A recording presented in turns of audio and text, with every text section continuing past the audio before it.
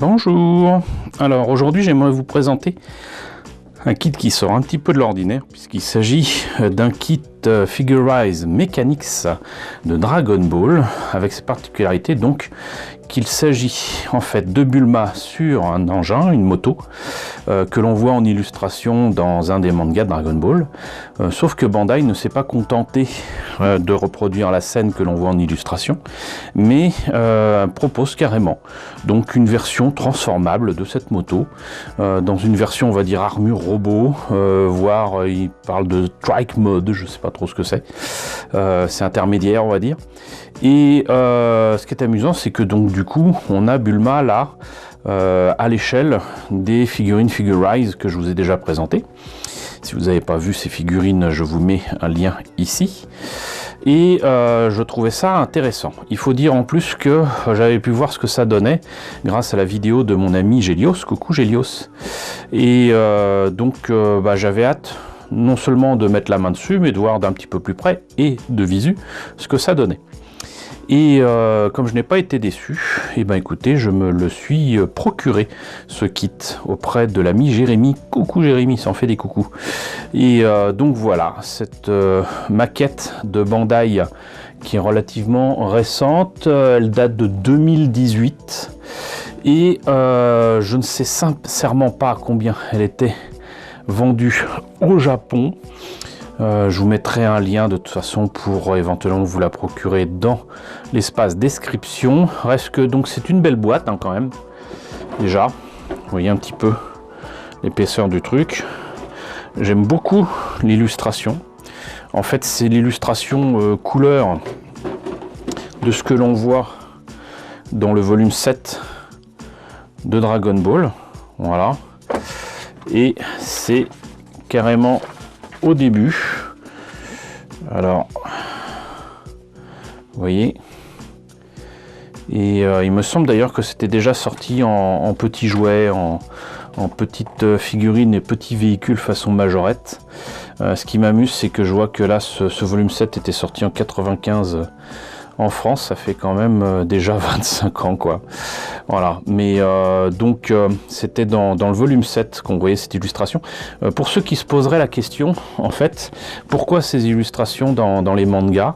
C'est simplement que un manga, un vrai manga, est prépublié dans, on va dire, un recueil d'autres mangas, des prépublications qui se font toutes les semaines avec une vingtaine de planches demandées à chacun des auteurs pour fournir donc du coup cette espèce de bottin de BD qui est par exemple là justement pour Dragon Ball Shonen Jump de Shueisha. Selon le succès des auteurs en question, il leur est demandé de faire des illustrations couleurs pour augmenter encore l'attrait du volume en question pour l'achat toutes les semaines par tout le monde.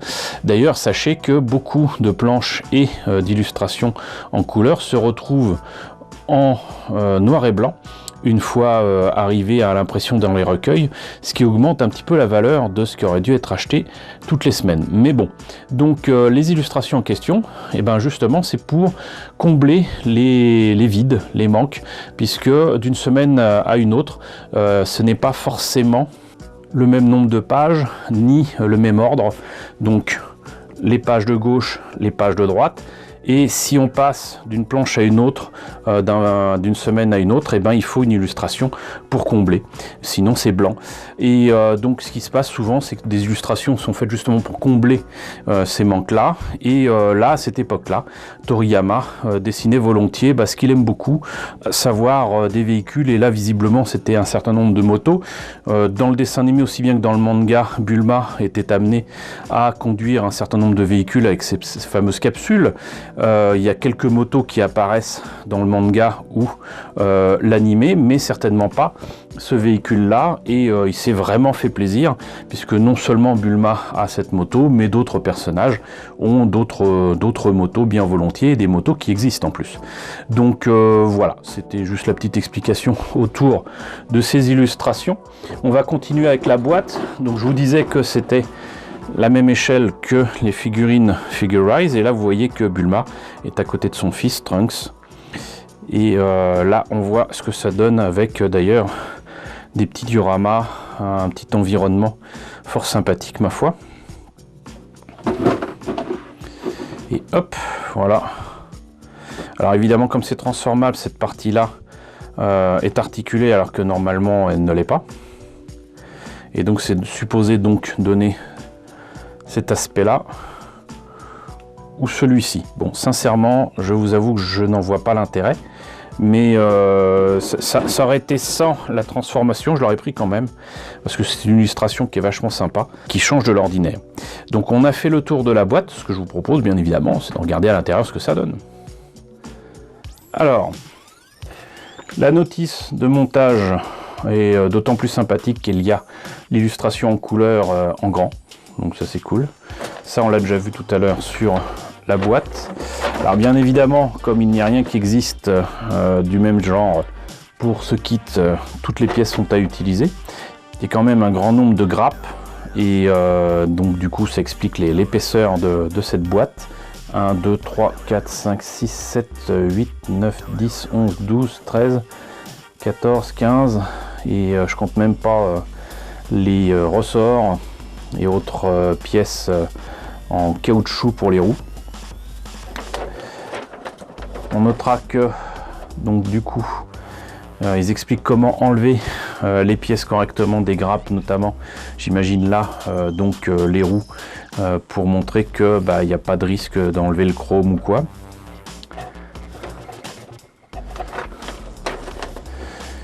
On commence apparemment par la partie moteur et la roue arrière et la selle tant qu'à faire. Le réservoir, apparemment c'est là qu'on doit mettre certainement le ressort pour les suspensions. Ici quelques éléments qui concernent, j'imagine, la transformation. La roue avant qui se sépare en deux.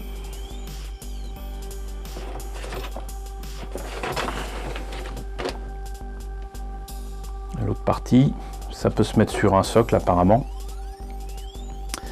Ensuite, apparemment, il y a quand même des armes. Il y a différentes têtes, en tout cas, différentes expressions qu'on peut donner à Bulma.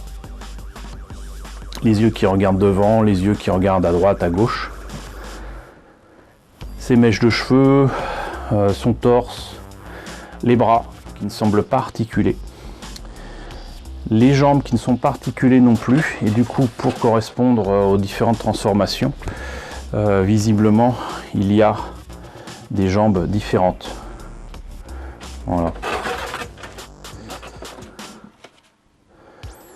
C'est assez sympathique.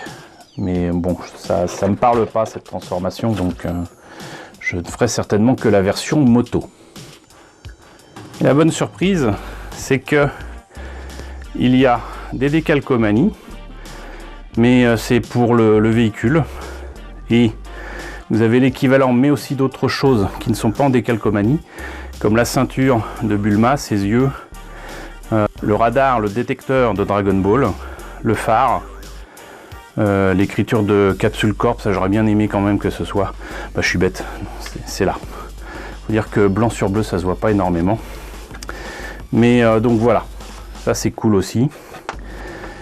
Pour les pièces, alors on voit qu'il y a de très jolies pièces chromées pour les roues et le pot d'échappement qui est en une seule pièce, mais ça c'est super bien ça, parce que ça évite de coller, de refaire le chrome et tout, ça c'est génial.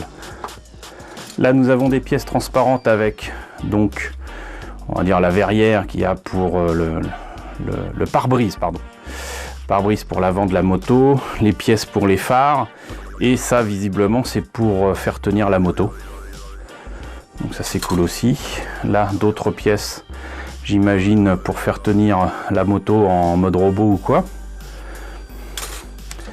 Une pièce marron pour la selle. Ici, des pièces de la figurine Bulma. Ses cheveux. Continuer sur la figurine, tant qu'à faire. Donc les pièces couleur chair. Alors, vous voyez que a priori même les bras peuvent changer. Et là vous voyez aussi que c'est ce que je vous ai déjà montré pour certains bustes. Donc, et pour les Figure-Rise, les sourcils comme les yeux s'ajoutent à l'intérieur avec des pièces blanches. Et du coup il n'y a rien à peindre, c'est juste génial. Là, la grappe avec les différentes poses pour le pantalon. Hop, il n'y a que le buste qui restera le même. Et on doit bien reconnaître que Bulma est une bien jolie fille. Elle a même un petit ruban. Je n'avais pas souvenir. Ah oui, c'est le ruban qu'il y a dans ses cheveux.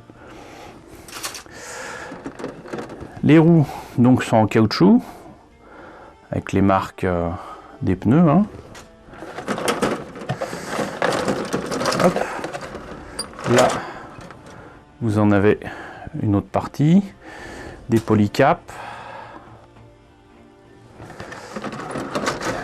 Hop, encore des polycaps et le reste de la roue, puisque celle-là se transformera. Les pièces de la moto, donc, dans un verre kaki du plus bel effet. Ça fait encore un peu plastique. Hein. Et voilà. Les pièces métalliques, par contre, sont dans une espèce de verre de gris cuivré qui est très joli, mais ça reste encore cet aspect plastique métallique que j'aime pas chez Bandai depuis plusieurs années déjà. Hein. Je trouve ça c'est très très moche et ça va être revu et corrigé par votre serviteur. Voilà, donc le reste de la moto. Non, franchement, ça s'annonce bien. Voilà, donc je savais déjà de toute façon à peu près à quoi m'en tenir avec le visionnage de la vidéo de l'ami Gélios. Mais voir ça en vrai m'a convaincu que ça serait un très bon achat. Voilà. Donc, bah écoutez, on en a fini donc avec cette moto de Bulma en Figure-Rise Mechanics. J'espère que cette présentation vous a intéressé. N'hésitez pas à me dire dans la section commentaires ce que vous en pensez.